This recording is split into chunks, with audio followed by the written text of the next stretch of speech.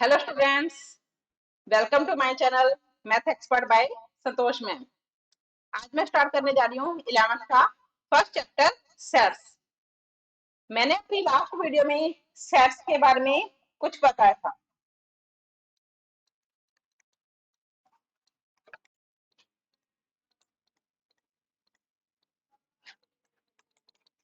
मैंने अपनी last video में कुछ नंबर्स बताए थे, नेचुरल नंबर,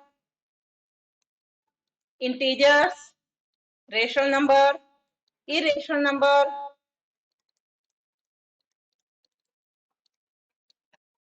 और real number.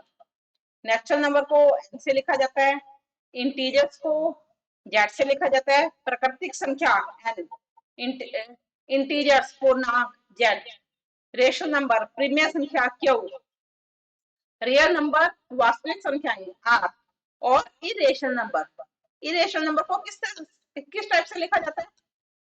Are minus Q. यानी रियल नंबर में से अगर रेशनल नंबर हटा दिए जाए तो वो क्या बचेगा मेरे पास? Irrational number. अब सारा ये सब मैं आपको करवा चुकी हूँ। अब बात करते हैं सेट्स की। सेट्स क्या होते हैं? समुच्चय क्या होते हैं? समुच्चय इट मीन्स अर्थात कलेक्शन। किसी भी चीज का हम अगर कलेक्शन करते हैं तो वो सेट्स बन जाता है। यानी कि अगर हम किसी भी वस्तु को इकट्ठा करते हैं तो वो सेट बन जाता है। जैसे आपकी 11th क्लास है तो आप 11th क्लास में मान लिया कि आप 30 स्टूडेंट हो, 30 स्टूडेंट्स हो, तो आपकी जब आप स्कूल में जाते हो तो आपकी 11th क्लास को बोलते ही आप अपने सारे के सारे स्टूडेंट्स अपने रूम में चले जाते हो। यानी कि आपको पता है कि 11th क्लास में जितने स्टूडेंट है उनका रूम कौन सा है, तो आप अपने रूम में चले गए। यानी कि आप सब एक रूम में इकट्ठे हो गए तो आपका 30 स्टूडेंट का एक सेट बन गया। मान लो मैं लूं कि मेरे पास क्रिकेट टीम है, उसमें कितने खिलाड़ी होते हैं? 11 खिलाड़ी होते हैं। तो हमें पता है कि क्रिकेट टीम का अगर हमें सेट बनाना है तो 11 खिलाड़ियों का एक समुच्चय बन जाएगा, सेट बन जाएगा। ठीक है ना? अब सेट को कैसे लिखा जाता है? अब मैंने 30 स्टूडेंट्स बोले, 11 खिलाड़ी बोले, तो उनको किस तरह से हमें लिखना है ये सब सेट्स के अंदर मैं आपको बताऊंगी। सेट को कभी भी लिखा जाता है तो वो कैपिटल लेटर से लिखा जाएगा। Capital A, capital B, capital C, ये सारे सेट्स को जब हम लिखेंगे तो कैपिटल लेटर में लिखा जाता है, सबसे पहली कंडीशन। नेक्स्ट, जब भी हम कोई सेट लिखेंगे तो उसके अंदर हम कुछ एलिमेंट्स को लिखेंगे। जैसे मैंने 30 स्टूडेंट्स का सेट बताया तो हम 30 स्टूडेंट, चाहे वो रोल नंबर के अकॉर्डिंग लिखे 1 2 3 4, चाहे उनके नेम के अकॉर्डिंग लिखे, तो जो भी हम 30 नंबर लिखेंगे, एलिमेंट्स के 30 एलिमेंट लिखेंगे रोल नंबर के अकॉर्डिंग, नेम के अकॉर्डिंग, अल्फाबेटिकली, जिस तरह से भी हम लिखेंगे तो उन्हें कर्ली ब्रैकेट में लिखा जाता है। अब कर्ली ब्रैकेट के अंदर किस तरह से लिखेंगे? जैसे 30 स्टूडेंट्स का एक सेट है तो मैं क्या लिखूंगी? मैंने रोल नंबर के अकॉर्डिंग लिख लिया कि मान लिया roll number 1, roll number 2, roll number 3 और 30 स्टूडेंट है तो लास्ट में मैं क्या लिखूंगी? 30। यानी मेरे पास 30 स्टूडेंट का एक सेट बन गया। मैंने अभी सेकंड एग्जांपल क्या बताया था? क्रिकेट के खिलाड़ी का। तो क्रिकेट के खिलाड़ी कितने होते हैं? 11। तो मुझे उन खिलाड़ियों का सेट बनाना है तो उन खिलाड़ियों के नेम के अकॉर्डिंग बना सकती हूँ। मैंने लिख लिया कि सबसे टोटल 11 खिलाड़ी है तो number 1, number 2, number 3 and so on 11। तो ये क्या हो गया? 11 खिलाड़ियों का एक समुच्चय हो गया। आगे समझे? मान लो मेरे पास कोई अल्फाबेटिकली वैल्यू है, यानी ए बी सी डी में कोई वैल्यू है, तो अब एबीसी में मैं वैल्यू क्या लूं कि मान लिया मेरे पास सी एक सेट है, समुच्चय है। किसका समुच्चय है? वोवेल्स का। अब वोवेल्स क्या होते हैं ये आप सबको पता है। वोवेल्स क्या होते हैं? ए ई आई ओ यू। तो सी एक सेट है वोवेल्स का, तो सी के अंदर एलिमेंट कौन कौन से आएंगे? ए ई आई ओ यू। ये मैंने तीन समुच्चय बनाए हैं। अब समुच्चय को कैपिटल लेटर से लिखा जाता है, फर्स्ट कंडीशन। सेकंड कंडीशन, जब भी हम समुच्चय को लिखेंगे तो उसके लिए कर्ली ब्रैकेट का यूज करते हैं। उसके अंदर एलिमेंट्स वो नंबर में भी लिखे जाते हैं, अल्फाबेटिकली वैल्यू भी आती है। नेम अगर हमें लिखना है, जैसे मान लिया मैंने एक और सेट लिया है डी, मेरे पास 3 स्टूडेंट्स के नेम है। मान लिया मेरे पास नेम है रितु, पूजा, और मान लिया मैंने तीसरा नेम सूरज। मैंने ये 3 नेम लिखे। अब 3 नेम का अगर मैं सेट बनाऊं, तो सेट को मैंने कैपिटल लेटर डी से लिखा, कर्ली ब्रैकेट ले लिया। मुझे 3 स्टूडेंट है, लेकिन मुझे जो सेट बनाना है वो नेम्स का सेट बनाना है। तो मैंने नेम का सेट बना लिया, ऋतु, पूजा, सूरज, इनका एक समुच्चय बना लिया। तो ऋतु, पूजा, सूरज, ये मेरे पास क्या है? अवयव है, एलिमेंट है। अवयव, अभी मैंने क्या बताया, ऋतु, पूजा, सूरज, ये मेरे पास अवयव है, एलिमेंट्स है। तो एलिमेंट्स क्या हुए मेरे पास? सेट के अंदर अगर मैं जो भी नंबर लिख रही हूँ, चाहे वो अल्फाबेटिकली है, मैथमेटिकली वैल्यू है, बाय नेम है, तो वो एलिमेंट्स कहलाएंगे। जैसे ए सेट के एलिमेंट क्या हुए? 1 2 3 30। बी सेट के एलिमेंट क्या हुए? 1 2 3 एंड सो ऑन 11। ये एलिमेंट्स है, अवयव है। सी के अवयव कौन से है? ए ई आई ओ यू। डी के अवयव कौन से होंगे? ऋतु, पूजा, सूरज, ये सब अवयव कहलाते हैं। इन्हें एलिमेंट्स भी बोलते हैं। ओके, आगे समझ में आपको?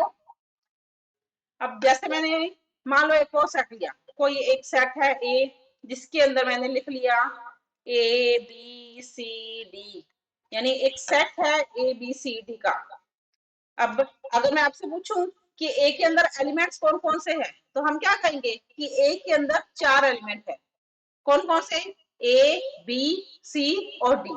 यही कहोगे आप कि ए सेट के अंदर 4 एलिमेंट है, ए बी सी और डी। ओके, अब ए के अंदर 4 एलिमेंट है, तो अगर मुझे इस वर्डिंग को ये बोलना है कि स्मॉल ए एलिमेंट, स्मॉल ए अवयव ए का है, कैपिटल ए सेट का है, समुच्चय का है,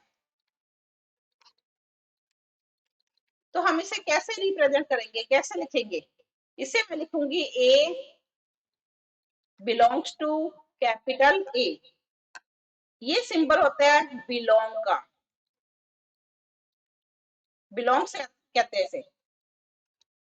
it mean small A belongs to capital A, या इसे हम वर्डिंग में क्या बोल सकते हैं कि ए अवयव कैपिटल ए सेट का है, कैपिटल ए समुच्चय का है। आगे समझिए। अब अगर कोई एलिमेंट गिवन सेट में नहीं है, जैसे ई एलिमेंट है, तो ई मेरे पास सेट में गिवन नहीं है, ए में नहीं है, ई अवयव समुच्चय ए का नहीं है।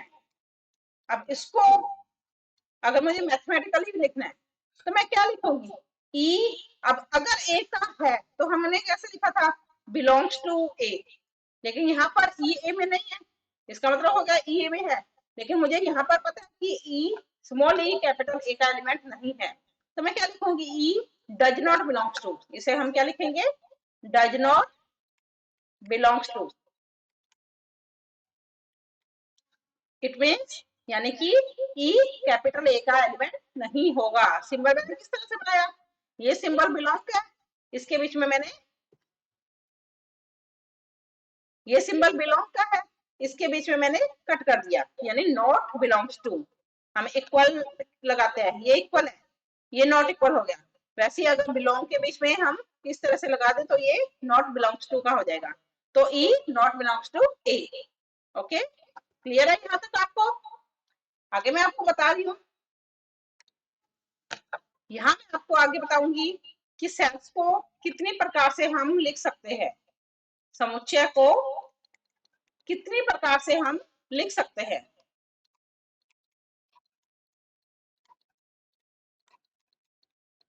कितनी प्रकार से लिख सकते हैं, बता सकते हो आप लोग? सेट्स को 2 प्रकार से लिखा जाता है। एक तो उसकी होती है रोस्टर फॉर्म, हिंदी में से रोस्टर ही बोलते हैं, रोस्टर वो। दूसरी होती है इसकी सेट होल्डर फॉर्म,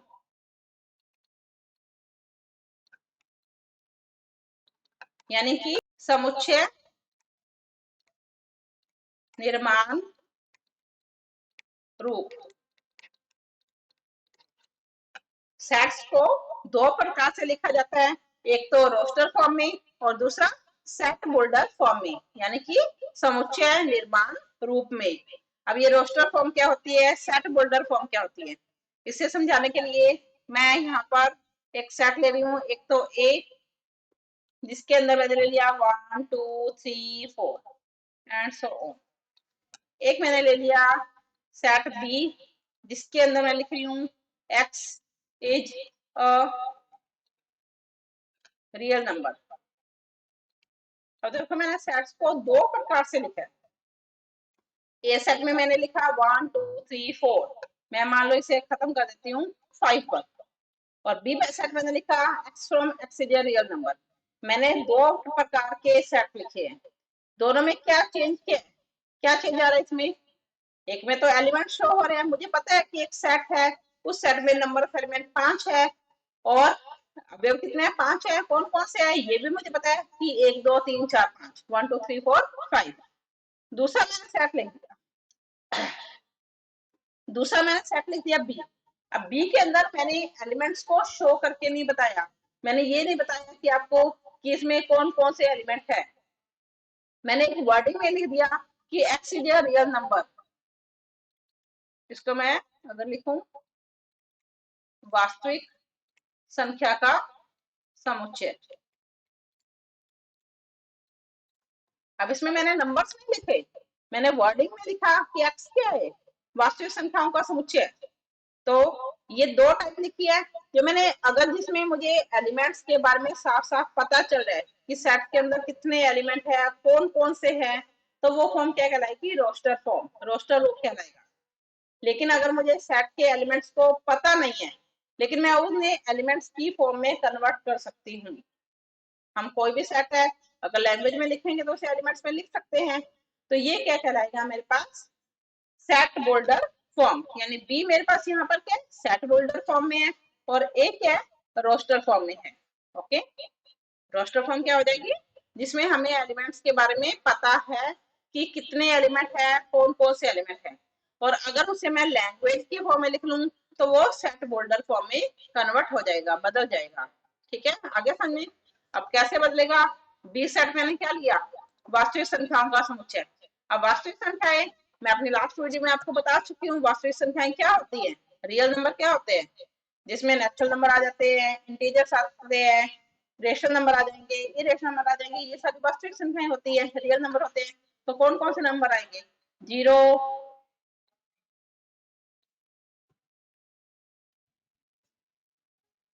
इसमें क्या आ जाएगा, 0 1 1.2 1 1.2 एंड सो ऑन टू 3, इसके आगे नंबर 3 एंड सो ऑन। इसी तरह से -1 और -2, -1 और -2 के बीच में नंबर होंगे एंड सो ऑन। ये क्या कहलाएगा, मेरे पास रियल नंबर का सेट है, इसमें अपॉन में वैल्यू भी होंगी, 1/2 भी होगा, 1/3 भी होगा एंड सो ऑन, सारे नंबर होंगे। तो ये रियल नंबर का सेट, तो इसके अंदर ये एलिमेंट्स आ गए। जब मैं इस बी सेट को एलिमेंट्स की फॉर्म में लिख दूंगी तो ये मेरे पास रोस्टर फॉर्म बन जाएगी। ओके, जब तक मेरे पास इस तरह से लिखा हुआ है, लैंग्वेज में लिखा हुआ है, तब तक ये सेट बोल्डर फॉर्म है, लेकिन नंबर्स में लिखते ही ये रोस्टर फॉर्म में कन्वर्ट हो गया। आगे समझ में आप सबको। मान लो मैं एक क्वेश्चन ले रही हूँ यहाँ पर कि मेरे पास एक सेट है, मैंने मान लिया एक्स एक सेट है, जिसके अंदर मैंने लिख दिया कि x x square plus 5x plus 6 is equal to 0। Okay, और लिख दिया कि ये कौन सी फॉर्म है मेरे पास, मुझे एलिमेंट्स के बारे में पता नहीं है इसमें, तो ये कौन सी फॉर्म है मेरे पास, सेट बोल्डर फॉर्म है।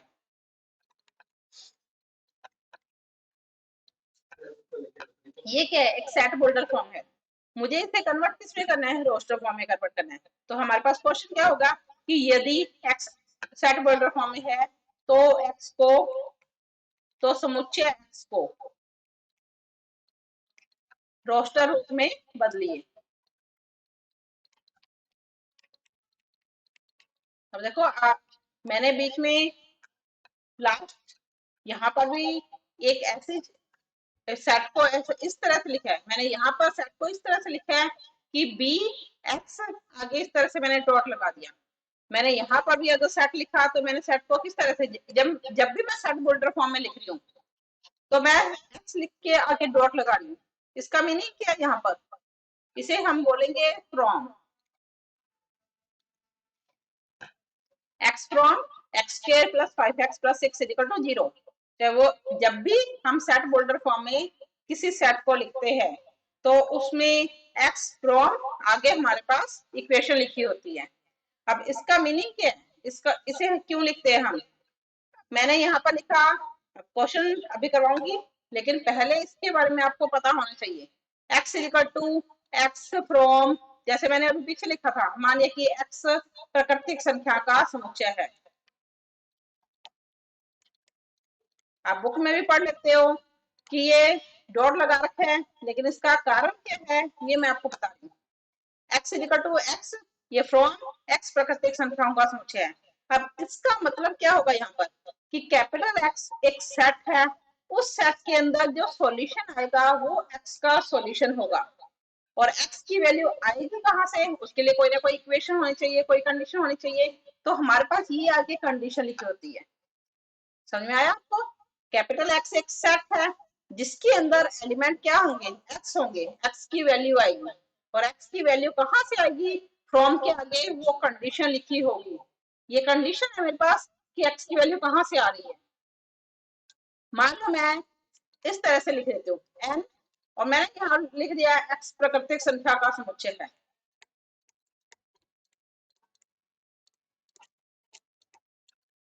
अब मैं आपसे कहूँ कि एक्स की वैल्यू बताओ, तो आप लोग फटाफट आंसर क्या लिख दोगे, 1 2 3 एंड सो ऑन। जबकि ये आंसर गलत होगा, क्योंकि यहाँ पर एक्स के अंदर जो वैल्यू आएगी वो एन होगी, यानी हमारे पास सॉल्यूशन एन का आना चाहिए। यहाँ पर मैंने क्या लिखा, एक्स प्राकृतिक संख्याओं का समुच्चय है, यानी कि मेरे पास एक्स की वैल्यू 1 2 3 ये सब होगी। एन की वैल्यू के बारे में मुझे यहाँ पता ही नहीं है, यहाँ पर एन की वैल्यू के बारे में कुछ नहीं लिखा हुआ। इसका मतलब मैं एक्स सेट को डिफाइन ही नहीं कर सकती कि इसके अंदर मेरे पास एलिमेंट कौन कौन से होंगे। आगे समझ में आपको, यहाँ पर कभी भी सेट फोल्डर फॉर्म आप बुक में भी चेक कर लो, कहीं पर भी अगर सेट फोल्डर फॉर्म में लिखा है तो सेट्स को इस तरह से लिखा होता है। और इसका मीनिंग यही होगा कि अगर मेरे पास फ्रॉम से पहले जो भी नंबर लिखा है मुझे उस नंबर को कैलकुलेट करना है, वो नंबर वो सॉल्यूशन जो भी आएगा वो एक्स सेट के एलिमेंट हो जाएंगे। आगे समझ में, अब मैं आपको एक और इसी का एग्जांपल लेके बता दूं कि मान लिया x is equal to x from, अभी मैंने क्या लिखा, x square plus 5x plus 6 is equal to 0। साथ में मैंने लिख दिया n is a natural number. मैं पूछूं आपसे कि सेट के अंदर कौन कौन से एलिमेंट्स आएंगे, तो हमें पता है सेट के अंदर एलिमेंट कौन कौन से आएंगे, x की वैल्यू आएंगे। अब x की वैल्यू कहाँ से फाइंड हो रही है, यहाँ से फाइंड हो रही है, इसमें x का कोई रोल नहीं है, x यूज ही नहीं हो रहा। तो ये सिर्फ हमें कंफ्यूज करने के लिए गिवन होगा, x की वैल्यू यहीं से आएंगी और जो सोल्यूशन आएगा वो मेरे पास सेट के एलिमेंट आ जाएंगे। जैसे मैं इस इक्वेशन को सोल्व करूं, यहाँ से x की वैल्यू आएंगी। अब इक्वेशन का सॉल्यूशन क्या होता है, ये सब आप पढ़ चुके हो कि 3 2 जा 6 3 और 2 5, यानी दो वैल्यू का मल्टीप्लाई 6 आना चाहिए, एडिशन 5 आना चाहिए। तो ये क्या आ जाएगा, 3x plus 2x plus 6 is equal to 0। इसे मैं यहाँ इन दोनों से x को कॉमन लिया जाता है, तो x प्लस 3 थर्ड और फोर्थ से कॉमन आ लिया 2, x plus 3 is equal to 0। तो क्या आ गया, x plus 3 common, x plus 2 is equal to 0, यानी x की value x plus 3 is equal to 0, x plus 2 equal 0। तो x की वैल्यू क्या आ गई हमारे पास, -3 और -2। ओके, ये सब आप पढ़ चुके हो, 7th क्लास से लेके पढ़ते आ रहे हो। यहाँ पर n क्या है, नेचुरल नंबर है, मुझे x सेट के एलिमेंट लिखने हैं। तो x सेट के एलिमेंट कौन कौन से होंगे, x की वैल्यू क्या आई मेरे पास, -2 -3, और आगे नेचुरल नंबर है लेकिन नेचुरल नंबर सेट को डिफाइन नहीं कर रही है, तो सेट के अंदर एलिमेंट कौन से आएंगे, ओनली -2 और -3। ये सेट होल्डर फॉर्म थी, और ये मेरे पास क्या कहलाती है, रोस्टर फॉर्म कहलाती है। आगे समझ में आपको, मैंने आज सेट से टाइप से बार बताया कि सेट को कितनी प्रकार से लिखा जाता है। टाइप्स नहीं कहोगे इसे, इसे कहोगे सेट को कितनी प्रकार से लिखा जाता है? 2 प्रकार से लिखा जाता है, एक तो रोस्टर फॉर्म में, दूसरा सेट होल्डर फॉर्म में। सेट होल्डर फॉर्म क्या होती है? अगर हम किसी सेट को लैंग्वेज की फॉर्म में लिख रहे हैं तो वो सेट होल्डर फॉर्म कहलाएगी, और अगर हम सेट को एलिमेंट्स की फॉर्म में लिख रहे हैं तो वो रोस्टर फॉर्म कहलाएगी। आगे समझ में आपको? एक और सेट के बारे में आपको बताऊं कि मान लो मैंने एक और सेट लिखा 1 2 3 2 1, मैंने ये एक सेट लिख दिया। मैंने सेट्स के एलिमेंट्स बताए थे, अवयव बताए थे। अब मैं अगर आपसे पूछूं कि इस सेट में कितने अवयव होंगे, तो कितने होंगे इस सेट में अवयव? इस सेट में 3 अवयव होंगे। कौन कौन से एलिमेंट है इस सेट में? एलिमेंट्स कितने हैं? 3। अवयव कितने हैं? 3। कौन कौन से एलिमेंट है? एक तो 1, दूसरा 2, तीसरा 3। अगर आप कहोगे कि मैडम आपने कहा कि 2 और 1 लिखा हुआ है, तो 2 और 1 रिपीट हो रहे हैं, और अगर किसी सेट में कोई एलिमेंट रिपीट हो रहा है, न तो उसे काउंटिंग में लिखा जाता है कि अगर सेट के एलिमेंट आपसे पूछा जाए और वो रिपीट हो रहा है तो उसे आप काउंटिंग में शो नहीं करोगे। इस सेट में 5 एलिमेंट नहीं होंगे, इस सेट में 3 ही एलिमेंट होंगे, और वो तीनों अलग अलग होने चाहिए। सिमिलर है तो सेट का एलिमेंट काउंट नहीं होगा। आगे समझे आपको? अगर आपको कोई डाउट हो तो आप रिवाइंड करके चेक कर लो, मुझे कमेंट कर दो, और अगर आपको ये वीडियो अच्छी लगे तो आप इसे लाइक कीजिए, शेयर कीजिए और सब्सक्राइब कीजिए। धन्यवाद, मिलते हैं नेक्स्ट वीडियो में।